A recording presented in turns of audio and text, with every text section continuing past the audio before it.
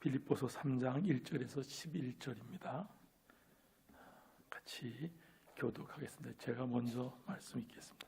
끝으로 나의 형제들아, 주 안에서 기뻐하라. 너에게 같은 말을 쓰는 것이 내게는 수고로움이 없고 너에겐 안전하니라. 개들을 삼가고 행악하는 자들 삼가고 몸을 상해하는 이를 삼가라. 하나님의 성령으로 봉사하며 그리스도 예수로 자랑하고 육체를 신뢰하지 아니하는 우리가 곧 할례파라. 그러나 나도 육체를 신뢰할 만하며 만일 누구든지 다른 이가 육체를 신뢰할 것이 있는 줄로 생각하며 나는 더욱 그러하리니 나는 8일 만에 할례를 받고 이스라엘 족속이요 베냐민 지파요 히브리인 중에 히브리인이요 율법으로는 바리새인이요 열심으로는 교회를 박해하고 율법의 의로는 흠이 없는 자라. 그러나 무엇이든지 내게 유익하던 것을 내가 그리스도를 위하여 다 해로 여길 뿐더러 또한 모든 것을 해로 여김은 내 주 그리스도 예수를 아는 지식이 가장 고상하기 때문이라. 내가 그를 위하여 그 모든 것을 잃어버리고 배설물로 여김은 그리스도를 얻고 그 안에서 발견되려 함이니 내가 가진 은은 율법에서 난 것이 아니요 오직 그리스도를 믿음으로 말미암은 것이니 곧 믿음으로 하나님께로 난 의라. 내가 그리스도와 그 부활의 권능과 그 권능의 참여함을 알고자 하여 그의 죽으심을 본받아 함께 있겠습니다. 어떻게 해서든지 죽은 자 가운데서 부활에 이르려 하노니 아멘. 오늘의 제목은 바울이 알려준 제자도 5번째입니다. 빌립보서를 통해서 바울이 알려준 8가지 제자도를 4번 왔고요. 오늘이 5번째인데 시간이 주어지면 마지막으로서 마칠 겁니다. 간단히 한번 저희가 복습할까요? 바울은 우리가 하나님의 아들 된 것을 창세전에서 이미 예정하여 택했다라고 말씀하십니다. 그래서 우리한테 얘기합니다. 우리는 하나님께 감사해야 된다 그럽니다. 왜냐하면 하나님이 처음부터 너희를 택하사 성령의 거룩하게 하심과 진리를 믿음으로 구원을 받게 했기 때문에 하나님께 감사해야 된다 이렇게 말씀했습니다. 이러한 말씀에 근거해서 빌립보서 첫 제자도는 이렇습니다. 너희 안에 착한 일을 시작하시니가 그리스도 예수의 날까지 이루신 줄로 우리는 확신해야 된다. 처음부터 우리를 택하셔서 마지막까지 우리를 이끄실 하나님의 은혜에 대해서 우리는 이렇게 이 확신 속에, 그렇기 때문에 바울이 얘기합니다. 내가 메인바 되었지만 기뻐하노라 그렇게 얘기했습니다. 왜냐하면 그리스도가 전파되고 있기 때문에 빌립보서는 그렇게 말하고 있는 것입니다. 두 번째는 그렇습니다.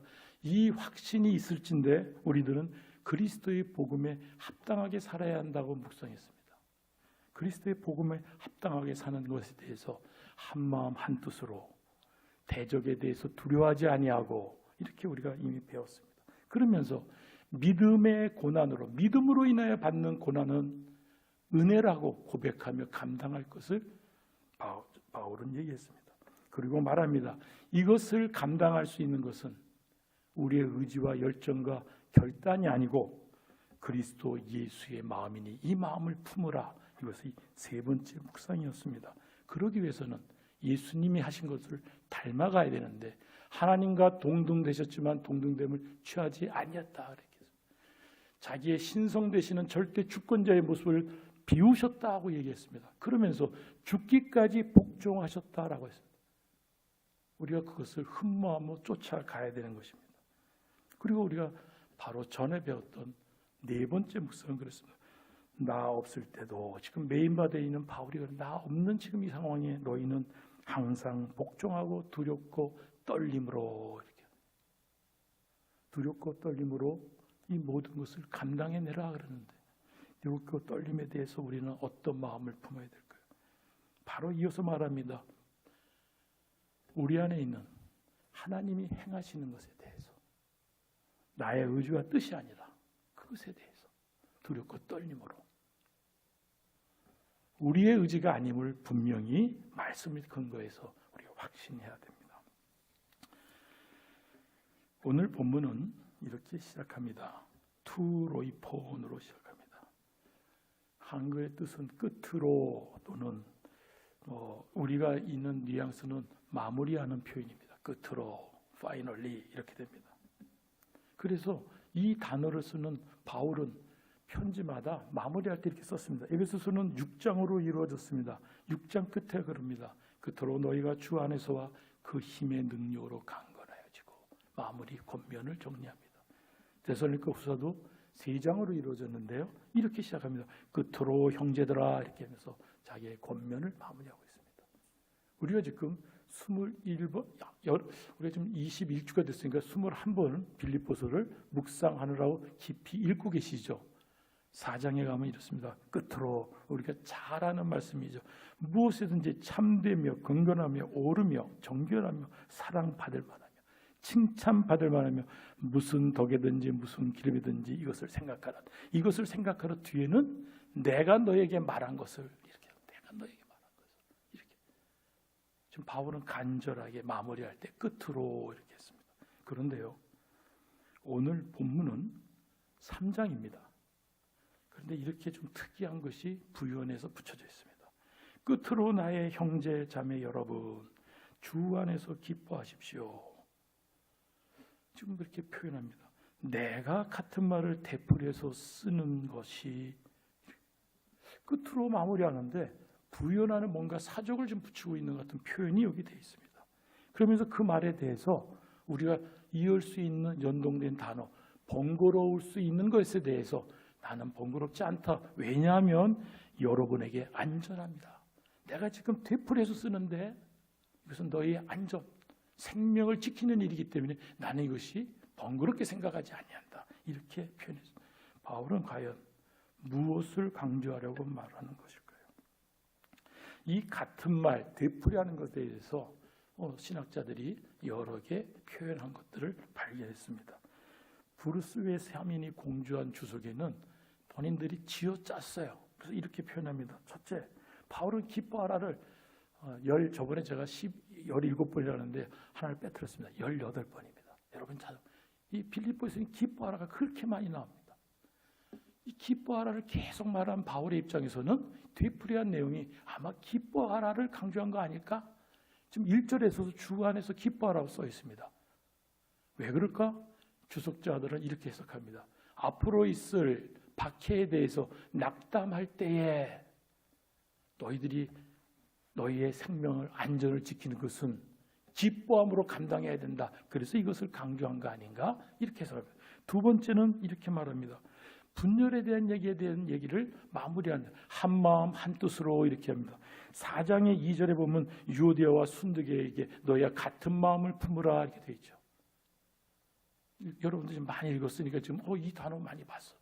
아마 협력하는 것에 대해서 되풀이하고 강조하는 것 아닐까? 이렇게 해석했습니다. 세 번째는 우리의 본문 바로 뒤에 이어서 나온 개들을 삼가하고 행악자들을 삼가하고 몸을 상해하는 일을 삼가하고 이렇게. 그렇다면 바로 이어서 나온 것을 강조하고 있는 것 아닌가? 이렇게. 마지막으로 어디까지 확장해서 생각하냐면 이렇습니다. 잘 모르겠는데 신학자들이 얘기입니다. 잘 모르겠는데 아직 기록대에 남아있지 않지만은 다른 편지 어디엔가 있었을 그런 것 또는 바울이 빌립보에 갔을 때 많이 그들과 얘기 나눴던 뭔가의 토론의 주제 그것을 말하는 거 아닐까? 이까지 확장했습니다. 여러분은 어떻게 지금 생각합니까? 지금 21분을 열심히 묵상하고 있었습니다. 되풀이하여 했을 때 뭐를 되풀이했다고 여러분 생각합니까? 일반적인 우리의 문해력 이걸 보면 이런 문맥의 뉘앙스는 이렇게 생각돼라고 우리가 한번 편하게 볼 겁니다. 제가 보는 부분은 공공에서 바라보는 이런 게 있습니다. 고공학습법이 있습니다. 이거 한 30여 년 전에 나온 건데 여러분 들어보셨는지? 강남에서 유행했었습니다. 제가 일반 회사를 다닐 때 신규 사업하는 그쪽에 제가 좀 전문가였습니다. 원동현 박사라고 아시죠? 대전에 계셨던 분인데요. 원동현 박사가 이 학습법을 내놨어요. DY 학습법. 여기에 고공입니다. 모든 걸. 그래서 책도 좀 이렇게 수학도 좀 이렇게 보다 보면 실마리를 볼 수 있다. 이렇게 하는 겁니다. 한번 여러분 그렇게 해서 오늘 본문을 한 PPT에 담았습니다. 보십시오. 너희에게 같은 말을 쓰는 것이 내게는 수고로움이 없고 너에겐 안전하다. 그러면서 이어서 발언합니다. 개들을 삼가고 행악자들을 삼가고 보물 상해하는 이를 삼가라. 이렇게 됩니다. 여러분, 실은 여기 옆에 있는 숫자는 9절이죠.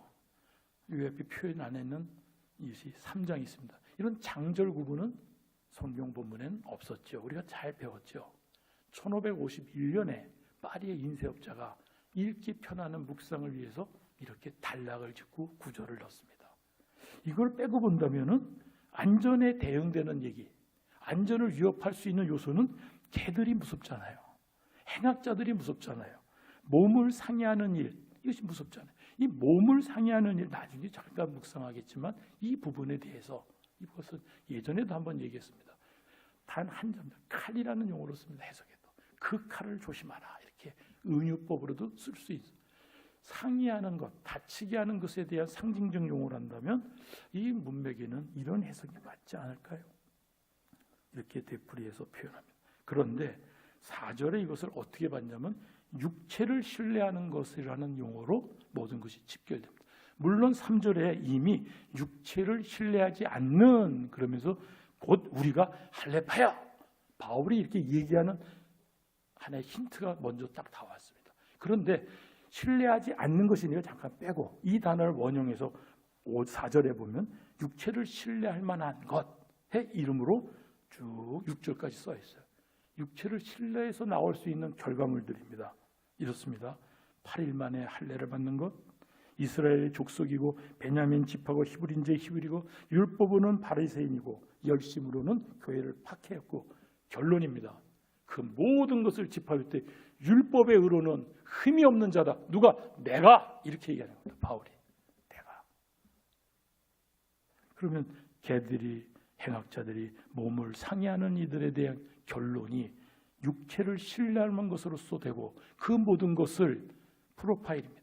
쭉 리스트업 했는데 그 중에 결론, 그 모든 것을 얘기하는 율법에 흠이 없는 자다. 내가. 이렇게. 그러면서 넘어가서 7절부터 마지막까지 이어집니다. 앞에 이뤘던 그 표현들을 뭘로 여긴다? 오늘 이동희 강도사님 감사합니다. 후배가 주신 찬양의 내용이 쫙 있었죠. 해로 여긴다. 배설물로 여긴다. 남는 것은 하나. 오직 그리스도의 믿음으로 말미암은 것이니 믿음으로 하나님께 난 의다라고 요약했어요. 이렇게 대비. 오른쪽 거는 X입니다. 왼쪽 거는 동그라미입니다. 지금 이렇게 남았는데 9절의 것으로서 된 것. 그렇다면 우리가 머릿속에 정리하면 이렇습니다. 바울이 반복하여 강조해서 또 한 번 얘기하면서 우리에게 남겨준 것, 빌립보 교회에 남긴 것, 이런 것 아니야. 바로 이것만이야. 라고 지금 두드리는 겁니다. 개들을 삼가고 행악자를 삼가고 몸을 상해하는 삼가라가 어떤 뜻일까요? 삼가라는 블레포라고 합니다. 이 블레포는 이 동사 씨입니다. 씨, 보다랍니다. 어원은 눈꺼풀에서 이렇게 나왔던 것 같다. 블레팔로 이렇게 해서 눈꺼풀. 그러니까 보는 것은 사주 경계죠. 군대에서는 겁니다. 사주 경계 실패하면 전투에 졌다고 합니다. 지키는 겁니다. 가장 먼저 출발은 지키는 걸 잘해야 된다.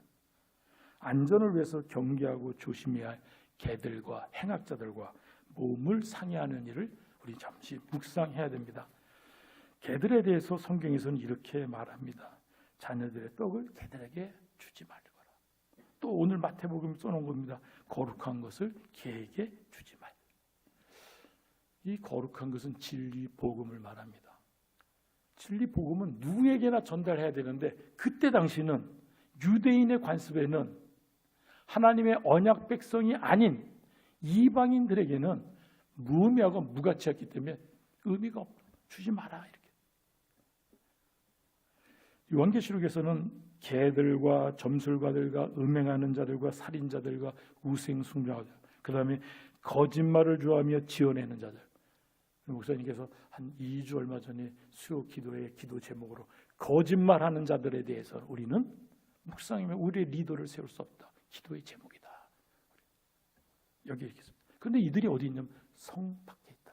성 밖. 이것은 새 예루살렘 성입니다. 다시 말하면 구원받지 못한 곳에 있는 자들입니다.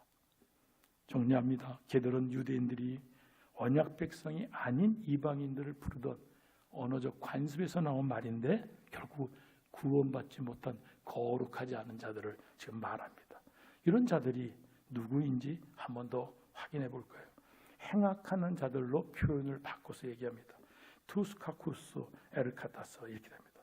이 카쿠스는 배듭니다. 그냥 나쁜 겁니다. 그런데 이 말을 누가복음에서 이렇습니다. 저희가 너에게 말하여 이르되 나는 너희가 어디에서 왔는지 알지 못하는 행악하는 모든 자들아 나를 떠나가라. 이 내용의 본문은 제자들이 왜 믿는 자 예루살렘 성을 돌면서 말씀을 전하던 예수님께 어떤 이가 묻는 겁니다. 왜 구원받는 자가 적습니까? 예수님 말씀합니다. 좁은 문으로 들어가라. 근데 문이 이제 닫힐 건데 두드려도 열어지지 않을 것이야. 이러면서 얘기하시는 겁니다. 주여 내가 누굽니다. 예수님 내가 같이 예수님하고 밥을 먹지 않았습니까? 내가 말씀을 들었습니다. 같이 마셨습니다. 자기를 막 열면서 문 열어달라고 하는데 도무지 알지 못하다 떠나가라 할 때 해당되는 행악자들입니다. 행악자들은 거짓 교사라고 보통 말합니다. 왜냐하면 악한 것, 옳지 않은 것, 부정한 것을 전하는 자들이기 때문입니다. 그러한 일꾼들이기 때문에. 그렇다면 왜곡된 진리는 과연 무엇을 좀 말하면서 바울은 이렇게 단어를 산단용법으로 넘으며 우리한테 강조하고 있을까요? 다음에 있는 모험을 상의하는 일입니다. 우리가 예전에 개역개정 보기 전에 개역 한글 성경 버전이 있었어요. 그 교회는 이름이 손할례당이라는 단어를 썼습니다. 이것이 텐 카타토멘. 이 카타토멘은 자르다입니다. 자르다, 분리하다. 그래서 이게 명사형으로 된 겁니다. 그 절단, 그 분리 이렇게 됩니다. 그래서 어떤 주석가는요, 이 말을 아주 좀 이렇게 표현해서는 잘 전달이 안 된다. 그래서 뭐라 하면 똥개들을 조심하라 이렇게 말합니다. 범죄자를 조심해라 이렇게 말합니다. 그 칼을 조심하라. 굉장히 은유적으로 비유해서 말한 겁니다. 비유해서 그 칼을 이제 연동되죠. 칼을 어떻게 쓸 수 있나요? 아이가 태어나면 8일 만에 성기의 표피를 자르는 것 칼로 썼습니다. 그것을 상징적으로 지금 다 얘기하는 단어입니다. 그래서 성경 버전을 달리해서 이 말을 좀 잘 표현해서 이해하게 이 은유된 것을 풀었으면 이렇게 씁니다. 살을 잘라내는 할례를 주장하는 자를 조심해라. 형식적인 할례를 주장하는 자들을 조심하십시오. 마지막 현대어 성경은 그걸 풀었습니다. 할례를 받아야 구원을 얻는다고 말하는 개들을 조심하십시오. 이렇게 써 있어요. 이제 이해가 다 됐죠. 몸을 상해하는 일이라는 것, 인간이 할례로서 구원을 이루는 것을 주장하는 율법주의를 얘기하는 겁니다. 율법을 지킴으로 온전한 행위로 구원을 얻을 수 있다라는 것, 아까 말했다면 육체를 신뢰하는 것, 이것입니다. 이어서 바울은 얘기합니다. 3절에 우리의 한글 표현에는 이렇게 되어 있지 않지만 원어는 가르가 앞에 있습니다. 그러므로 우리가 곧 할례파다. 방금 2절에 몸을 상해하는 일을 삼가하라, 할례를 주장하는 자를 삼가하라 그랬는데 바울은 우리가 할례파다. 어떤 뜻일까요? 이것은 진정한 할례, 마음의 할례에 대해서 말을 만들어내는 거 아닌가요? 마음의 할례라니? 여러분 예레미야도 읽고요, 신명기도 읽으면 마음의 할례가 구약부터 있었습니다. 내 하나님 여호와께서 내 마음과 내 자손의 마음에 할례를 베푸사. 마음의 할례를 베푼 사람이 어떤 행동이 나면 마음을 다하여 뜻을 다하여 하나님 여호와를 사랑하는 모습을 보인다. 그것을 예레미야는 읽습니다. 마음의 가죽을 베고 여호와께 속하라. 할례를 받으면 이스라엘 족속임을 증명하는 표식입니다. 마음의 할례를 받아서 하나님께 속한 자로, 신약의 골로새서 이렇게 표현합니다. 그 부분을 마음의 할례를 그리스도를 믿었을 때에 지금 할례를 얘기합니다. 마음에 새로운 할례를 받았습니다. 그리스도에 의해 죄의 세력에서 벗어나게 되었은 것을 의미합니다. 마음의 할례, 진정한 할례를 좀 얘기합니다. 이렇게 진실된 할례를 받은 자는 오늘 본문의 세 가지를 얘기합니다. 하나님의 성령으로 봉사한다, 이 말은 예배한다 이 말입니다. 그리스도 예수를 자랑한다, 뽐낸다. 그렇게 말할 때 말합니다. 사람이 자랑할 것이 어디 있습니까? 전혀 없습니다. 어떤 법으로 의롭게 됩니까? 행위의 법으로 됩니까? 아닙니다. 믿음의 법으로 됩니다. 지금 바울은 이것을 매우 강조해야 된다라는 나름의 묵상의 끝을 기록으로 성경으로 우리한테 지금 전해주고 있는 겁니다. 육체를 신뢰하지 않는 것, 페이도는 의지한데 육체의 행위를 의지하지 않는 것. 우리의 복음은 그건데 뭘 이렇게 지금 반복해서 얘기합니까? 이것이 바울의 안타까움에서 지금 마지막 핵심으로 되풀이하며 전하고 있는 것입니다. 4절에 그렇게 말합니다. 육체로 말하자며 이제 얘기하는 겁니다. 지금 육체를 주장하는 자들에게 얘기한다면 육체로 말하자면 나야말로 자신감을 가질 만한 충분한 이유가 있습니다. 나는 누구보다도 그럴 만한 자격이 있습니다. 바울 사도가 우리 알지요? 진실로 바울 사도만큼 우리가 흉내낼 수 있을지 바울의 육체에 의지한 자기 소개서가 성경에 기록되어 있습니다. 한번 볼까요? 이렇습니다. 이름은 바울, 사울왕의 헬라식 표현입니다. 바울이 사울왕은 어디 출신이죠? 지파가 베냐민 지파죠. 우리가 지금 에스더서를 열심히 다 묵상했습니다. 에스더는 어디 지파죠? 모르드게도 다 같이 베냐민 지파입니다.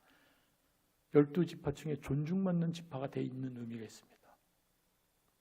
되돌아와서 헌신했던 두 지파 중에 하나이기 때문입니다.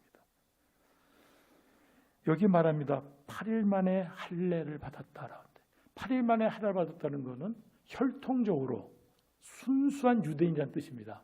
개종자가 아니라는 뜻입니다. 결국은 율법과 토라를 온전히 지키는 그러한 민족, 족속이다. 나는 거기에 속해 있는 유대인이다 말합니다. 아브라함의 씨라고 됩니다. 이스라엘 족속이요 베냐민 지파요 아브라함의 후손이다 그랬는데 아브라함의 씨다 이렇게 적혀요. 히브리인 중에 히브리다. 뭘 의미할까요? 히브리어 쓰는 건 히브리어와 아람어를 썼어요. 옛날의 언어로서. 그 말을 쓸 수 있는 것에 대해서 다들 놀랐다라고 성경에 기록되어 있어. 이만큼 민족적으로 정통 안에 있는 것이 바울의 모습이었습니다. 학력으로는 이렇습니다. 율법의 고수 바리새파에 속했고요. 모든 민족 백성들이 존경했다고 말하는 가말리엘의 문화생이었다고 이렇게 되어 있습니다. 모든 사람이 존중했다 말합니다. 그 사람의 특징이 있습니다. 교회를 열렬히 비판했습니다. 밖에 있는데 살기가 등등하여 이렇게 합니다. 전국에 예수 믿는 자를 잡으러 다니는데 혈안이 되었다라고 성경에 기록되어 있습니다. 그러면서 오늘 마지막에 말합니다. 율법에 의해는 내가 아멘 붙었어. 비난받을 게 전혀 없는 자다. 인간적으로 보면 최고의 율법에서의 고수죠. 그런데 말하는 겁니다. 예수님 만나기 전에 자기의 프로필을 이렇게 썼어요. 육체를 신뢰할 때는 내가 너희들보다 앞서다라고 분명히 했어요. 그런데 바로 바꿔서 아까 동그라미 X를 생각하시죠. 동그라미 쪽으로 갔습니다. 오직 믿음에 의한 프로필로 완전히 자기 프로필을 바꿨습니다. 소속은 진정한 영적 할례파입니다. 그것밖에 할 말이 없다 나는. 두 번째, 학력은 나 아무것도 앞에 말한 건 없어. 다 버렸어. 그리스도를 아는 지식만 있어. 그것뿐이다. 마지막 특기는 아까 설명한 대로 성령으로 봉사하고 예배하고 그리스도 예수만 자랑하고 육체를 신뢰하지 않는 것이 나의 온전한 모습 이것뿐이 없다라는. 그러면서 육체의 모든 것을 해로 여겼고 배설물로 여겼고 결론 내가 가지는 은은 그리스도를 믿음으로 받아 하나님께 난 의다. 이것이 이것을 지금 얘기하는 이유가 있어요. 왜 이유일까요? 계속해서 지금 바울은 되풀이하는 것에 대한 것을 집중하는데 다른 의를 쫓지 말라. 율법의 의를 쫓지 말라. 행동으로 너를 온전케 한다는 걸 쫓지 말라는 것을 다시 한번 되돌아서 잠깐 내가 그 일을 해야겠어. 왜 이 얘기를 또 하냐면요, 갈라디아서도 되풀이하여 얘기한다고 했습니다. 우리가 전에 말하였거니와 내가 지금 다시 말하노니. 갈라디아 교회에도 다시 얘기했는데 내용이 똑같은 내용을 말합니다. 육체를 신뢰하는 것은 다른 복음이다라고 지금 말하는 겁니다. 그것은 복음을 변하게 한 것이다. 그러면 어떤 사람들이 그러냐 얘기는 누가 너희를 꾀느냐 이렇게 얘기합니다. 빌립보서는 그걸 얘기했어요. 본인이 표현해서 개들이다, 행악자들이다, 거짓 교사들이다 얘기합니다. 너희가 성령을 받은 것이 율법의 행위로냐 혹은 듣고 믿음이냐. 너희 눈앞에 예수 그리스도가 십자가에 못 박혀 주신 걸 보았는데 성령으로 시작하는데 왜 육체로 마치려 하느냐. 이 안타까움에 갈라디아 교회도 똑같은 얘기를 반복해서 였습니다. 빌립보 교회도 지금 바울은 이 문제를 갖고 계속해서 초대교회 본인이 세운 교회에 이 얘기를 나누고 있습니다. 안타까움으로. 이유는 바로 이렇습니다. 너희는 그 은혜에 의하여 믿음으로 말미암아 구원을 받았으니 이것은 너에게서 난 것이야. 하나님의 선물이라는 것을 망각하지 말라고 지금 계속. 여러분, 이 말씀에 우리가 지금 신앙생활 하면서 나도 모르게 열심을 하는 것, 그건 맞는 것이 틀린 거 아니에요. 열심을 하는 모습을 보이게 돼 있어요. 감사한 일입니다. 그런데 그것이 우리의 믿음의 온전함을 이루는 조건이라고 생각하는 건 이런 생각에 좀 빠져요. 우리도 모르게. 이 부분을 항상 걷어내야 됩니다. 오직 은혜다. 오직 은혜다. 빌립보 교회를 향해서 바울이 이렇게 대표하면서까지 강한 어투로 정죄하면서 왜 이런 문제를 심각히 다뤘는지 한번 봐야 됩니다. 실은 이 문제는 당시 초대교회의 공동체를 이뤄갈 때에 심각한 진리 논쟁의 한 중요한 아젠다였어요. 그런데 이거는 지금의 신학자들에 의해서 설왕설래로 끝나는 문제가 아니라 그 당시 이미 예루살렘 교회를 통하여 이미 확정돼서 우리의 기록으로 남아 있습니다. 사도행전 15장이 이렇습니다. 어떤 사람들이 유대로부터 내려와서 형제들을 가르치되 너희가 모세의 법대로 할례를 받지 아니하면 능히 구원을 받지 못하여 이렇게 얘기했어요. 바울이 스톱! 잘못된 것 같아. 이 문제를 너가 내려온 예루살렘 교회에 얘기하겠다. 예루살렘 교회, 그것이 예루살렘 공회입니다. BC 49, AD 49년, BC 49년이니까 아니죠. AD 49년 잘못 말했어요. AD 49, 오타입니다. AD 49. 왜냐하면 이 본문 뒤에 2차 바울의 선교가 이루어지기 때문에 그 직전이니까 49년 정도 거라고. 장로와 사도들이 모여서 의논한 끝에 베드로가 하는 겁니다. 본인이 은혜 받은 것에 대한 설명을 이렇게 합니다. 성령을 주어 증언해 주셨다 우리에게. 내가 은혜를 받을 때 성령을 주시어서 우리에게 은혜를 말합니다. 믿음으로 깨끗하게 하셨는데 차별 없이 주셨다. 그리고 말합니다. 주의 은혜로 구원을 받았다. 내가, 우리가. 그런데 왜? 이런 겁니다. 조상과 우리에게도 지지 않은 질 수 없는 그 고된 멍에를 우리의 제자들의 목에 왜 거느냐. 그 멍에가 뭘까요? 율법으로 온전함을 이루는, 그렇지 않고는 구원을 받을 수 없다라고 말하는 것에 대해서 말하는 것입니다. 그러면서 이어집니다.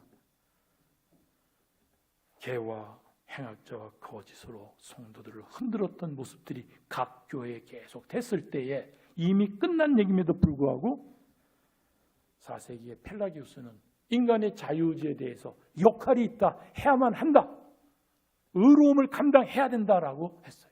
그 얘기에 대해서 우리가 아는 어거스틴을 말합니다.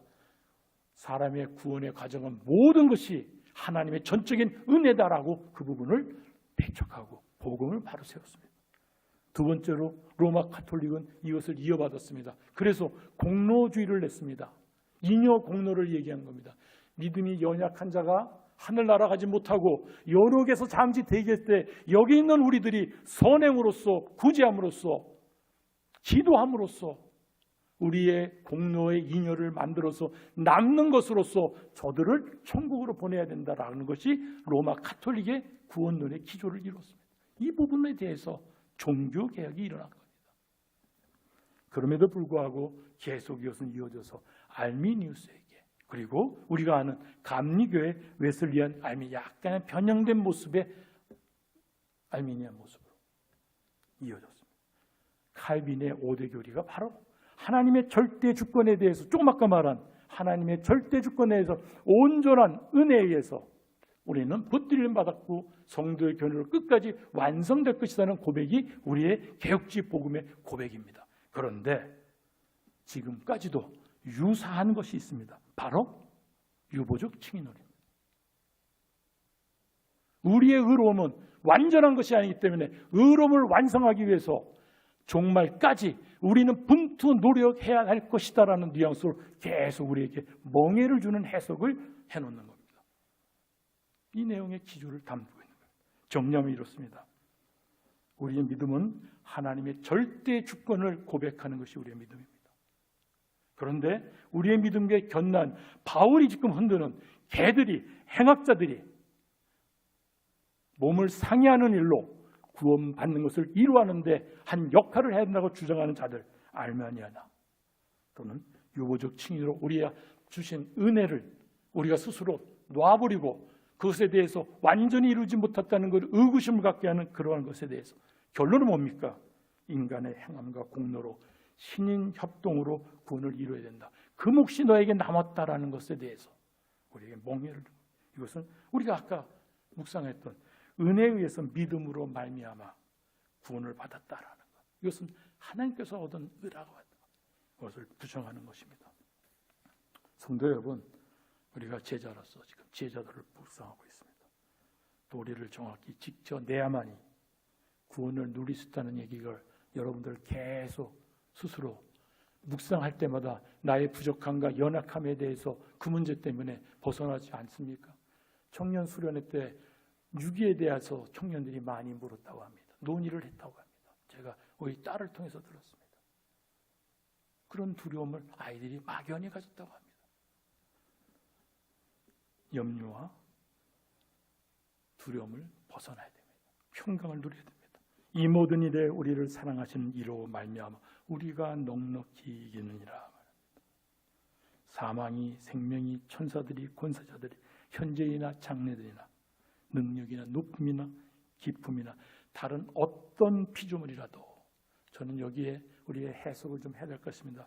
나의 연약함의 문제도 어떤 것이라도 우리를 우리 주 그리스도 예수 안에 있는 하나님의 사랑에서 끊을 수 없느니라. 아멘입니다. 우리가 이미 묵상한 빌립보서 2장 12절 하반절에 항상 복종하여 두렵고 떨림으로 너희 구원을 이루라. 여기 단어는 너희 구원을, 나의 구원을 내가 이룬다고 돼 있는데요. 예, 충분히 그렇게 볼 수 있어요. 그런데요, 단어가 하나 그 다음에 빠졌어요. 장절 구분이 없습니다.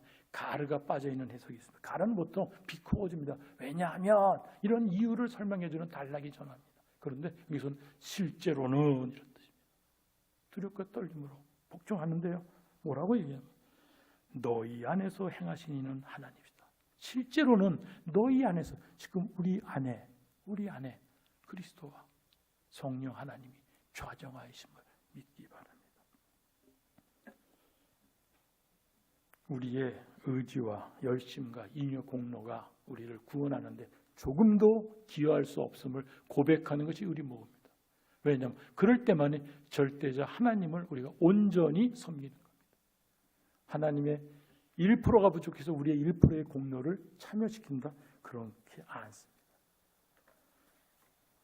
그래서 오늘 말씀 찬송가가 제가 너무 어려워서 따라하기 힘들었는데요. 찬양의 내로 우리의 본문 뒤에 이렇게 됐습니다. 나는 이미 이 희망을 이미 이루었다는 것 아니고요, 또 이미 완전한 사람이 되었던 것 아닙니다. 다만 나는 그것을 붙들려고 다람쥐를 칠 뿐입니다. 그리스도 예수께서 나를 붙드신 목적이 바로 우리 말은 창세전에 처음부터 우리를 붙드신 목적을 이루는 것이 무엇인가 두렵고 떨림으로 바라보며 감사하며 나가는 것을 이렇게 표현했습니다. 우리의 연약함도 흔들 수 없는데요, 우리는 구원 받았다고 해서 우리 마음대로 마음 놓고 자행자제해서는 안 되겠죠. 왜 안 될까요? 마음대로 자행자제하는 사람들은 진실한 믿음이 있다고 보여지지 않게 됩니다. 존 맥아더 교수는 이렇게 말해서, 이게 크리스찬 속에 있는 리더십을 많이 관련된 책을 보는데, 선한 행위는 사람을 구원하지 않지만, 분명한 겁니다. 선한 행위는 사람을 구원하지는 않습니다. 그걸 말하는 것을 밀어붙이는 것은 좀 잘못된 것이라고 바울도 얘기했어요. 그런데 선한 행위는 그 사람의 믿음이 진실하다는 것을 보여줍니다. 우린 여기에 우리의 관심과 하나님께 감사하며 나아가야죠. 덕이 될 건덕을 세우는데, 여러분, 오늘 부제는요, 바울이 알려준 제자도 5번째 제목은 오직 믿음에 의한 프로필입니다. 여러분들이 얼마큼 열심히 살아왔는지 모르지만 오늘 바울이 빌립보스 통해서 우리에게 제자도 5번째는 오직 믿음으로 쓴 프로필, 나는 뭘까? 이 부분을 집중하는 여러분 되시길 진심으로 바랍니다.